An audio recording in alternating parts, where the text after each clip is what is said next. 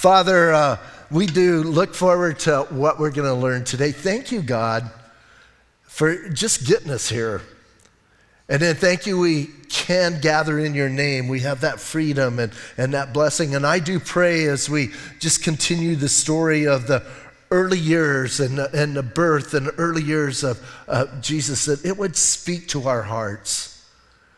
God, we want to grow in the understanding of who you are, the understanding of who we are, and the understanding of this relationship we have. So I pray, just open up our ears to hear, our hearts that we can receive. And Lord, let us leave here today encouraged and strengthened in our faith and excited about our God. And we pray these things in Jesus' name.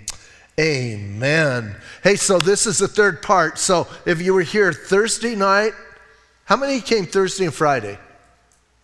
Okay, a few. Friday? Friday was Christmas Eve. So Thursday and Friday, so I had to have a little discussion here. But So what we're doing is I'm like following it from the announcement to John, and then Friday we talked about the announcement to Mary, and now today we're going to kind of wrap it up. I'll do some of it just talking about it. You can read about it in Luke and finish that. But listen, I think it's important that we understand this person, Jesus, first and foremost, he was real. And then the most important, he came to live a sinless life, to die for our sins. So when we put all of this together, listen, I think as we put all of his early life together, we begin to see the hand of God moving in a mighty way to redeem his people. And that's what I get encouraged about. So Gabriel showed up, talked to John the Baptist's dad, right? Zechariah and Elizabeth got their announcement about John the Baptist. Then he shows up, he talks to Mary and gives her the announcement. And then you kind of have to jump to the book of Luke in chapter 2. There's this guy called Joseph who finds out his fiance, the one he's betrothed to, is pregnant. And it freaks him out. And all he knows to do is, I have to divorce her. Remember, in those days, that betrothal period was as binding as marriage. And so he's saying, and you got to admire him, because it says there in Luke that he wanted to put her away quietly. He didn't want to make a big scene. He didn't want to go through everything. But Joseph could not quite process the fact that she was pregnant because of God. We talked about that Friday night. So listen, you understand that stuff, and he's trying to figure it out. He makes a decision, and then here's what I love. Dream number one in Joseph's life, dream number one in the book of Matthew is, hey, Joey, don't divorce her. Stay with her. So the first dream he has, an angel appears and says, don't leave her, you have to stay with her. And what does Joey do? Stays with her. That's a good thing. So then we go through where Mary has the baby. We know the story. There was no room for them in the end. The angels show up. You have all of this joy. Listen, think of the joy surrounding them, making this decision to trust God and go through this. So they have all of that going on, and they're celebrating. And then, I believe about a year later, these guys show up, the kingmakers. Most of us have those guys in our nativity set, right? Shouldn't be there. So when you go home, if your nativity set's still up, move them across the room, because they're not there yet. They didn't come at the birth of Jesus. As a matter of fact, it says they came to their home. So by then they had a home. So just like put them across the room, and then when people come and visit you, you can explain why they're over there. But listen, and who were these guys?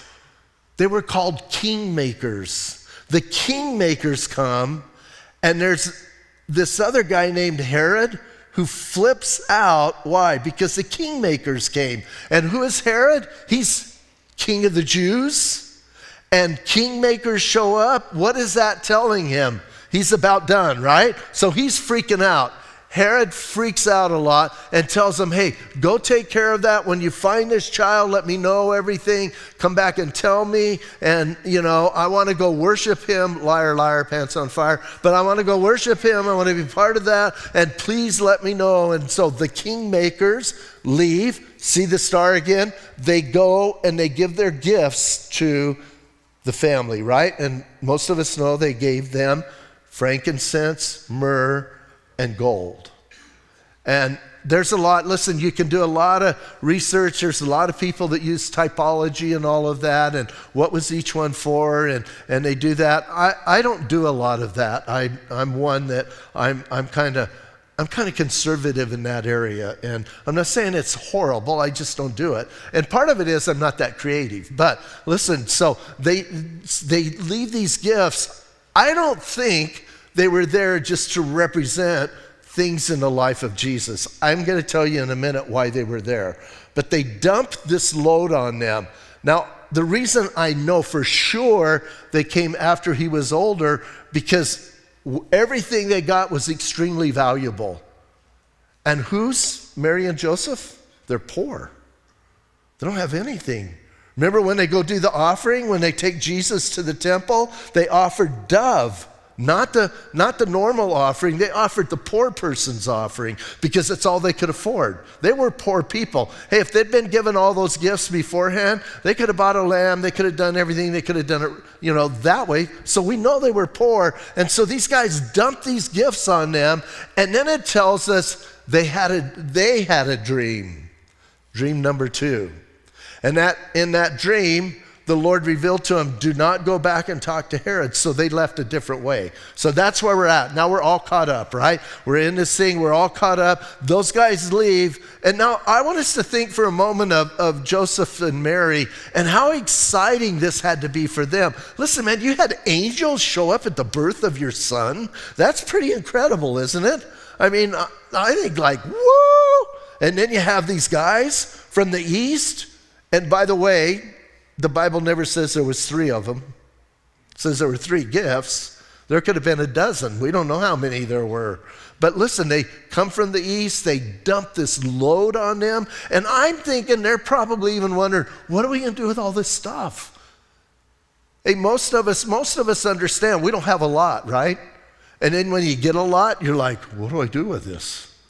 So they're like, why do we have this stuff?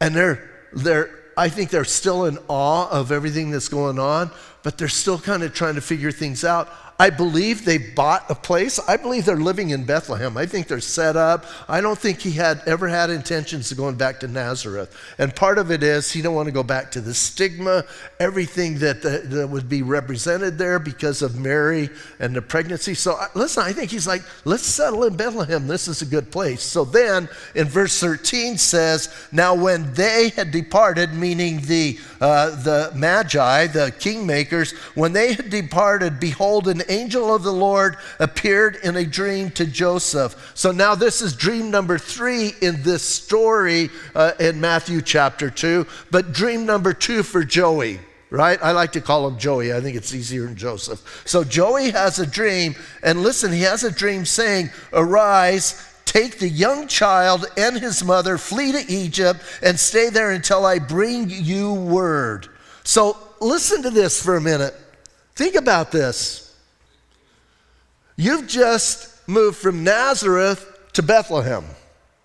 You kind of got settled in. You kind of got used to things. Maybe bought a place, I don't know, but they're there, you're settled in. And now, listen, now Joey gets a dream and God says, hey, I want you to go to Egypt. Egypt? Do you guys know the whole story of Israel in Egypt?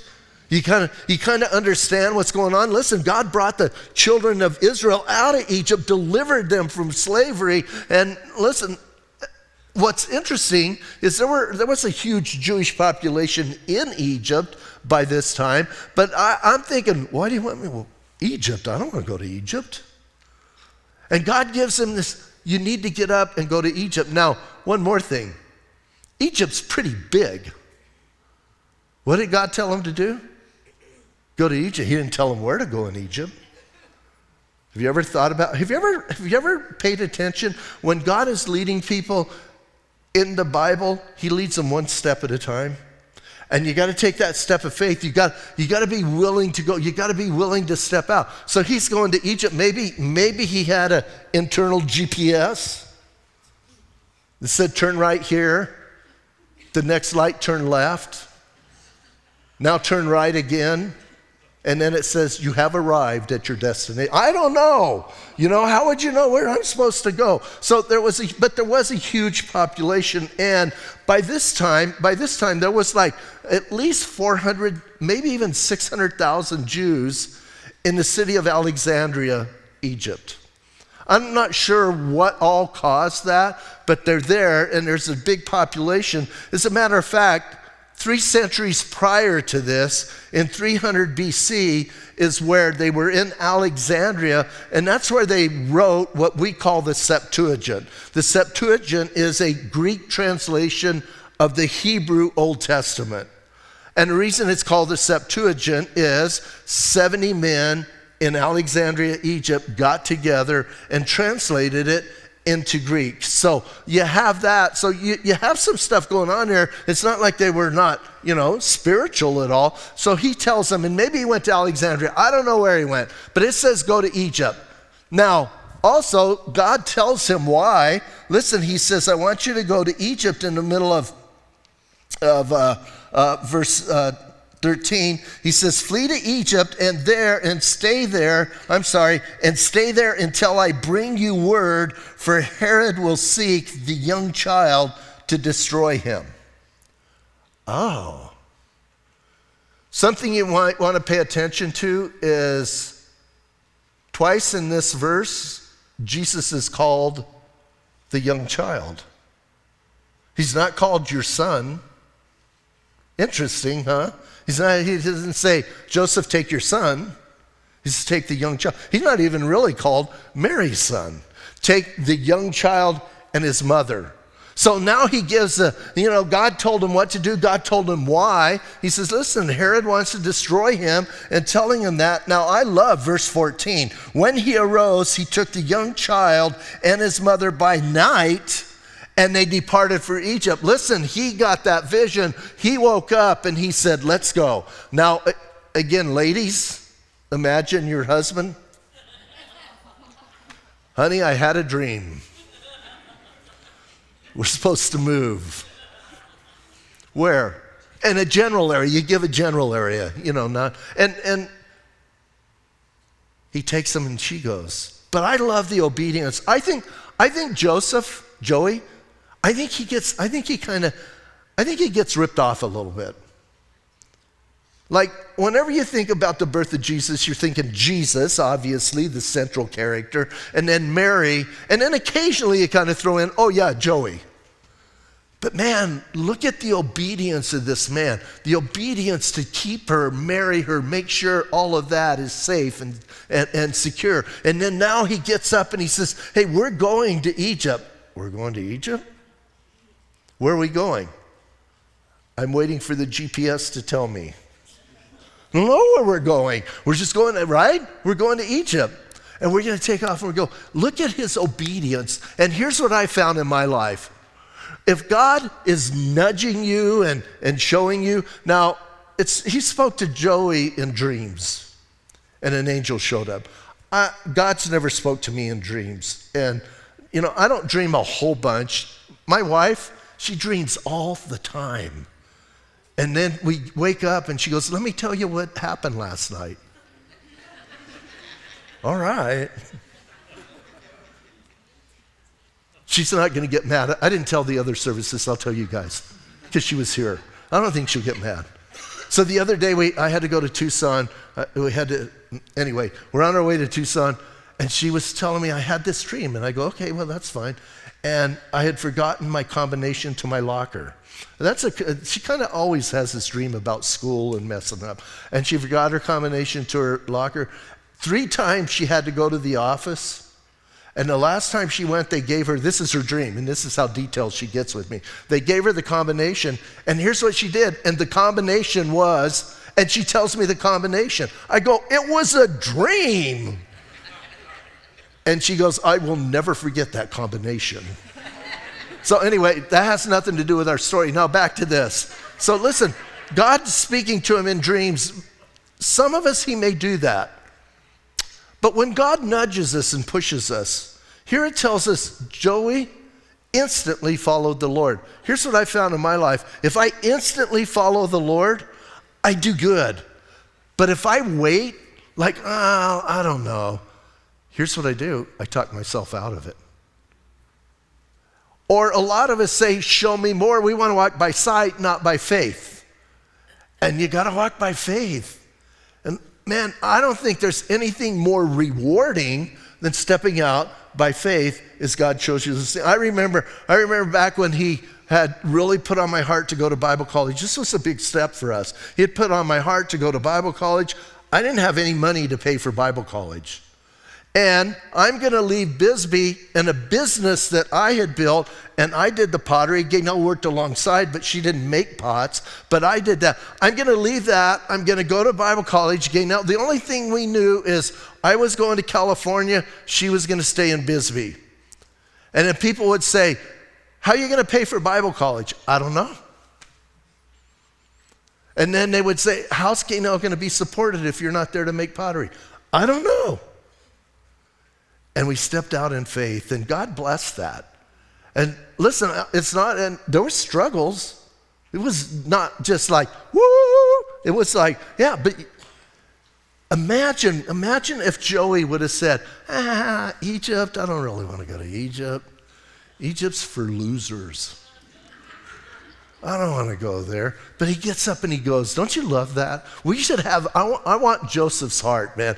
Instant obedience. So he goes to Egypt, and it says, listen, it says in, again, 14, he departed by night, went to Egypt, and was there until the death of Herod, that it might be fulfilled which was spoken by the Lord through the prophet, saying, out of Egypt I will call my son. Now he's quoting Hosea chapter 11. He's quoting Hosea, and what I find fascinating is you read some commentaries, and I try and get a mix of different people that I'm reading. And there was a couple that they go, Hosea 11 doesn't have anything to do with the birth of Jesus. So here's what they say. Matthew blew it by saying that pointed to Jesus. And I'm thinking the whole time, excuse me, Matthew did not really write the book of Matthew. The Holy Spirit wrote the book of Matthew. So now you're trying to tell me the Holy Spirit didn't know what he was doing?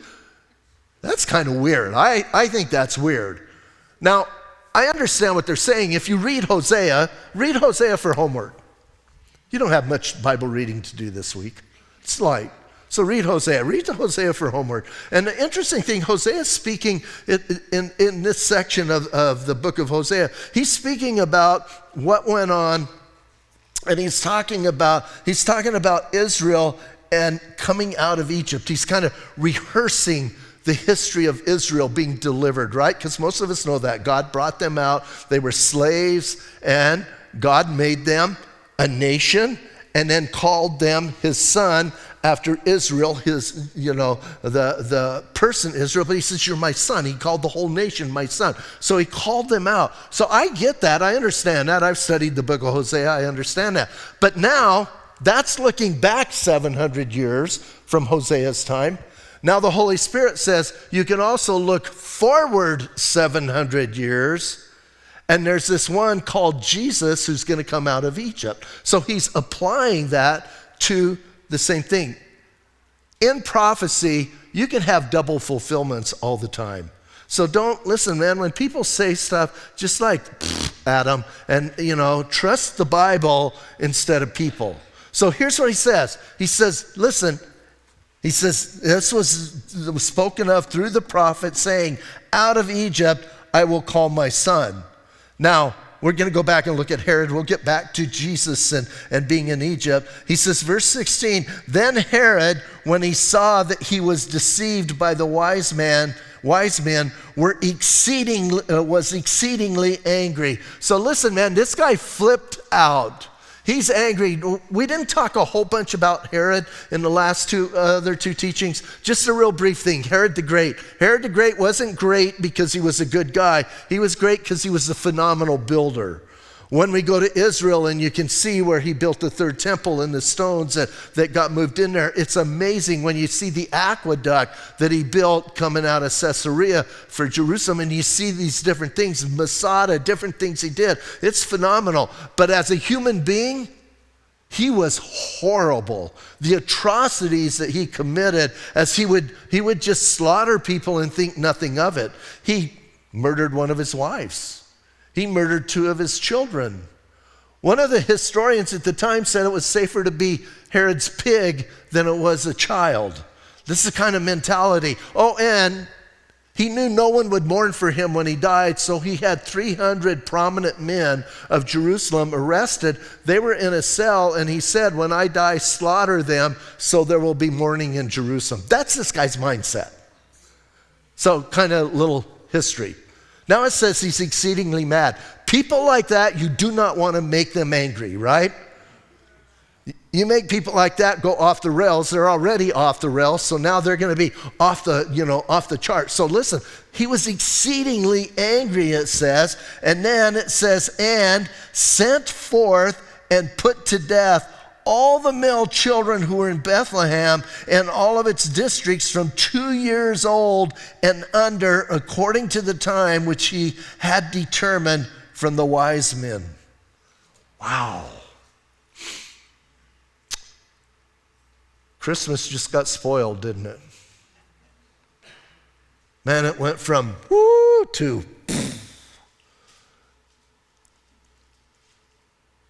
now. The Lord had gotten the child out of there. And here's the thing that is kind of a bummer. Again, the critics, here's what critics say.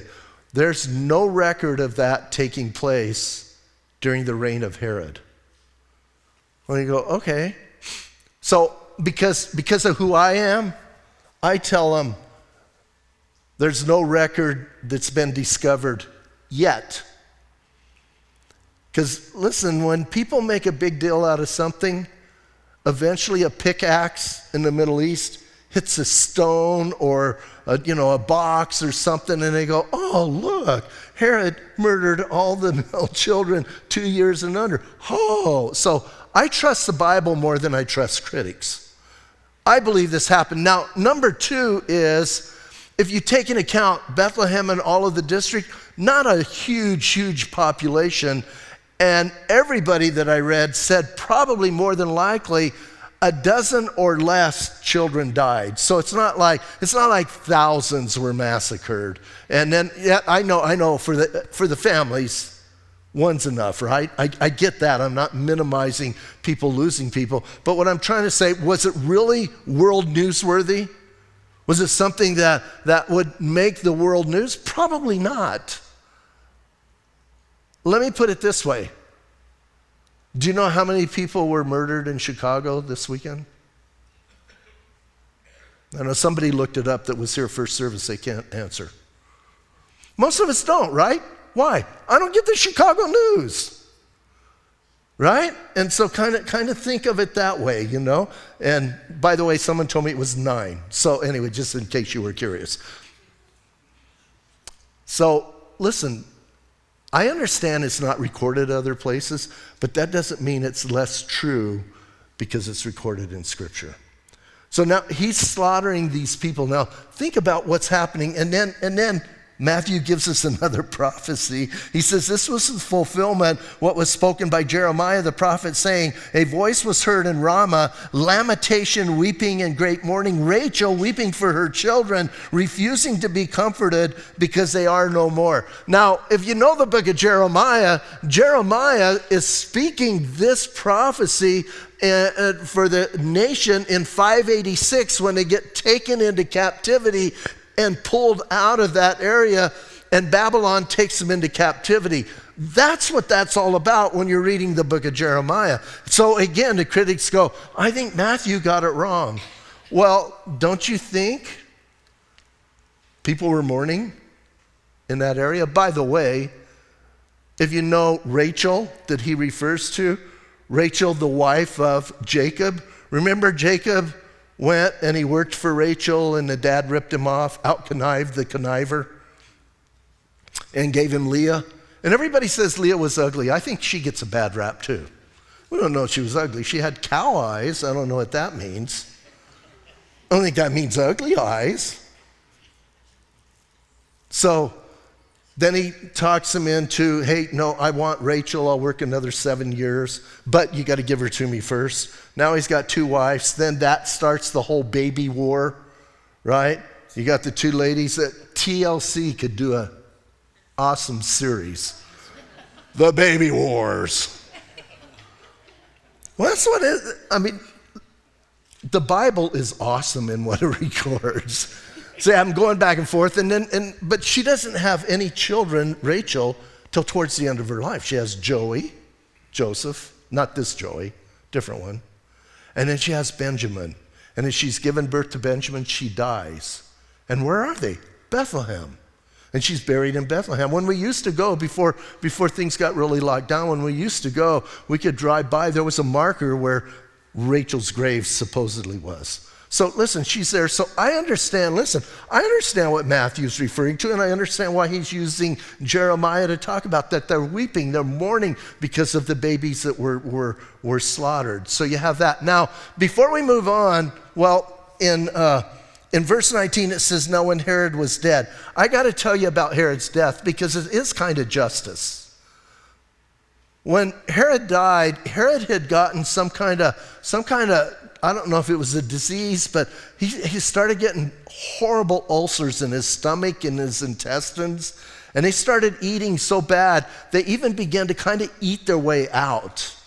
And he had these open, nasty sores, and then maggots got in there, and it was just gross. It was nasty. And he finally died from these maggots eating him. That's to calm lunch down, and now you're not hungry, are you? So listen, and all of that took place, and he finally died. So he died an excruciating, horrible death for a horrible individual. So when he died, though, listen, when he died, it says when Herod was dead, verse 19, behold, an angel of the Lord appeared in a dream to Joseph in Egypt. Oh, here's God showing up again, right? Now, I don't know how long they were in Egypt. I'm thinking a year, 2 years. So once again, you just get settled in. Hey, honey, we're going to make a home in Egypt. We're going to hang out here, wherever they were. I'm going to say Alexandria just because. And we're going to make a home. And, you got your toddler. He's doing things. Oh, by the way, it's funny reading what people say. When they were in Egypt, they say, even though Jesus was like a toddler, he learned all of the magician's tricks, and that's what he used to do miracles. Some of the stuff people say takes more faith to believe them than it does to believe the truth, right? And then others say he used to do little miracles with his little friends. They would come over for playtime, and he would do, just stop. He was a kid, right? So here he is. He's growing. I think they were there a year. I think they got settled in. Then God gives him another dream. The Lord appeared to him in a dream in Egypt, saying in verse 20, arise and take the young child and his mother and go to the land of Israel. Seriously? Like we just went to Egypt. Yeah, why don't you go to Israel? I don't want to go to Israel. I'm like settled here. We finally got settled. We got, listen, we're good. We're fine. We can just stay here. Wouldn't you do that? No, you guys are spiritual. You guys all would jump up and go to Israel. I'm being real here, man. I'm thinking, God, I followed you and I went to Egypt. Now you want me to go back to Israel? And then I'm thinking, listen, and so I'm thinking Joseph's processing, and because Joseph is much more spiritual than I am, he's going to get up, he's going to do the right thing. But I think he wants to go back to Bethlehem. Why? Because he made that home there. And so listen, it says, go back to Israel for those at the end of verse 20, those who sought the young child's life are dead. Notice he keeps calling him the young child, never your son, never her son, the young child. And then verse 21, then he arose and took the young child and the mother and he came back to the land of Israel. This guy, man, this guy is faithful, isn't he? He's just, okay, that's what God said, that's what we're going to do. Would to God we today would have that kind of heart towards him. Okay, God, if that's what you want, that's what I'm going to go do. I think we would see some tremendous things going on. But listen then, verse 22, but when he heard that Archelaus was reigning over Judah instead of his father Herod, he was afraid to go there. So that tells me he was going to go back to Bethlehem. That's where Judah was, or that Bethlehem was in Judah. So he's all set, let's go back there. Then he finds out a ruler almost worse than Herod, one of his sons, is ruling that area. When Herod died, they split up at least that part of the world into 3 different kingdoms. Archelaus had Judea, Antipas had Galilee, and then Philip had kind of the area on the other side of the Jordan. We call it the Transjordanian part. So listen, and I just give you those names because I know you're going to finish reading Matthew this week, and all of these guys come into play. They're all part of the life of Jesus. And so it's good to understand that. Now, Archelaus, when he was made king, the first thing he did was he just massacred 3,000 people. And he says, now you know I'm in charge, not my dad. So that's the kind of guy he was. So the Holy Spirit tells him through a dream, through the dream not to go there. It says, but verse 22, when Archelaus was ruling over Judea instead of his father, he was afraid to go there. Being warned by God in a dream, he turned to the region of Galilee. Have you noticed how this guy's just being guided by God? Just go. Just do it. Okay, I was going to go there, but I'm going to go back to Galilee. And it says, and he came and he dwelt in a city called Nazareth. So he goes back to that place, which again, as these writers, remember, these people are writing to first century, especially Matthew. Matthew's writing to first century Jews.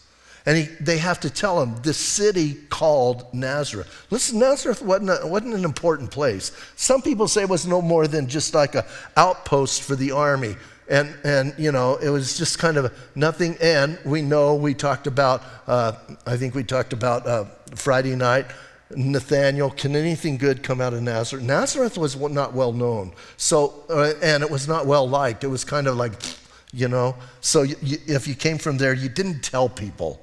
And then, but listen to what this says. It says he came and he dwelt in a city called Nazareth, that it might be fulfilled, which was spoken by the prophets, he shall be called a Nazarene. Oh. For homework this year, when you're reading through the Old Testament, write down how many times Nazareth or the word Nazarene is brought up. I'll write it down, and then we'll settle this next Christmas. I'll give you a hint. 0. Nazareth nor Nazarene is in the Old Testament. So now I do have to say, Matthew, what are you talking about? Because what did he just say? He says, so it be fulfilled, which was spoken by the prophets, he shall be called a Nazarene. Now, there's a lot of, I think, way too many people trying to explain this. If you know anything, there was the vow of the Nazarite. We talked about that Thursday, which was a vow where you wouldn't touch anything dead, you wouldn't cut your hair, you wouldn't drink any wine. As a matter of fact, you wouldn't even eat grapes. Kind of that separated life. John the Baptist was a Nazarite. Samson was a Nazarite. That was a vow they took. And so people go, he meant Nazarite, not Nazarene. Jesus was not a Nazarite. What was the first miracle Jesus did? Turned water to wine, right? So he wasn't a Nazarite. So it's like, duh, people. Why would you say that? So, when people use that one, I go, no, that one's out. And then there's the thing where branch, the Hebrew word for branch is like Nazareth or something. It's really close to Nazarene. And they go, well, what he really meant was that. I don't think that's what he really meant. Because I don't think, listen, Matthew was a Jew. He wouldn't have said Nazarene for Nazareth or however you say that. And I'm thinking, I don't think that's what he meant. Well, then what was he meaning that was spoken by the prophets? He shall be called a Nazarene. I believe when you called someone a Nazarene, that was not a good thing. When you spoke that to them, it was degrading, and you were despising them, and you were putting them to shame. What happened to Jesus? What did Isaiah, the prophet, what did Psalm chapter 22? What about Daniel chapter 9? They all talked about he will be rejected and despised. And I think that's the Nazarene thing. Listen, when they said Jesus of Nazareth, that wasn't like a compliment. That was like Jesus of Nazareth. Got it? And we're not going to use Bisbee as an example. I know most of you are waiting. That ain't going to happen. We can say a lot of things about Bisbee, but it's not disgusting. So anyway, at least in some of our minds. But listen, Nazareth was disgusting in everybody's mind. So you kind of get the point. Now, all of this, Jesus now is, I don't know, maybe 4 or 5 years old. And then we don't learn any more about him. Well, we have the one little trip when he's 11 or 12, when his parents forget him. That's one of my favorite stories. They forget him in the temple right there. They're like on their way home, and Mary, where's Jesus? I thought you had Jesus. No, I thought you had Jesus. What do we do with Jesus? And so I always admit, why do you lose Jesus, right? It's like of all the people, but then they find him and that's a whole different thing. But other than that, we don't know what his childhood was like. I know it had to be way different, right? I wouldn't have wanted to be one of Jesus's brothers, right? Because you know what the parents are saying. Why can't you be more like Jesus, right? And hey, some of us dealt with that with older siblings, right? Some of us dealt with that, and they weren't even perfect. So you got one that's perfect, that would be horrible. I would ask my parents to foster me out or something.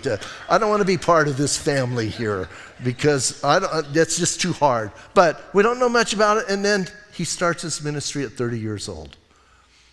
Why such detail about his birth, the announcement of his birth, and then the birth, and then these early years? Why do we get all those details?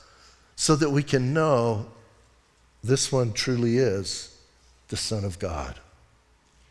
Yeah, he's fully human because he had Mary as mom. But he's also the Son of God. And God walked him all the way through that. What a joy, huh? What a great thing to celebrate. Now, this Son of God didn't come just so we could have a cool story and read these things. He came to die for our sins. That's why he came. He didn't come to make us, quote, good people. He didn't come to heal us. He didn't come to make us rich. He came to die for our sins. Hallelujah. Let's stand up and pray.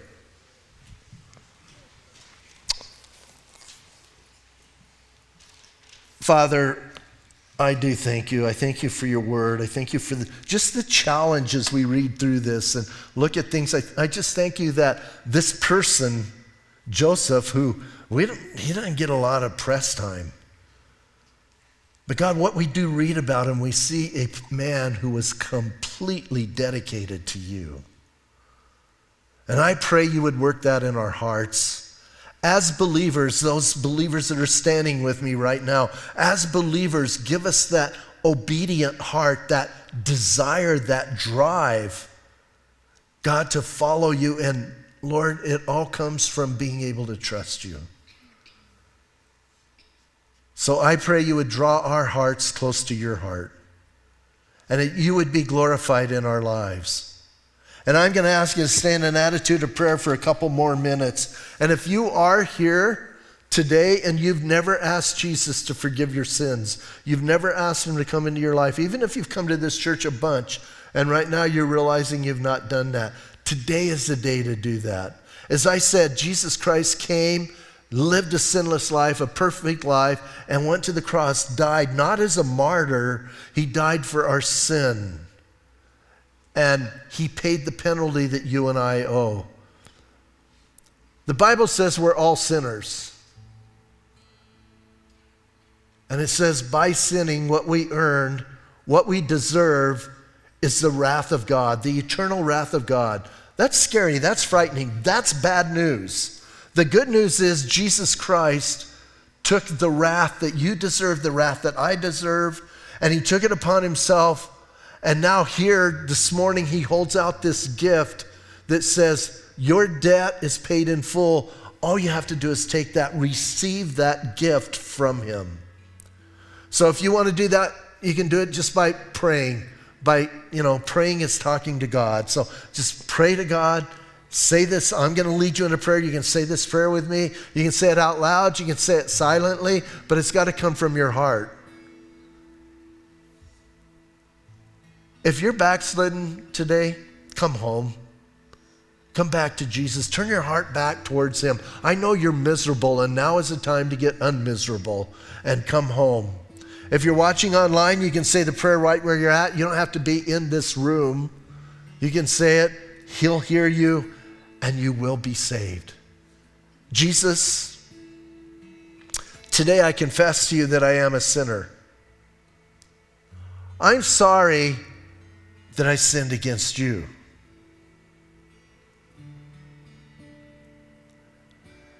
And today I'm asking you to forgive me.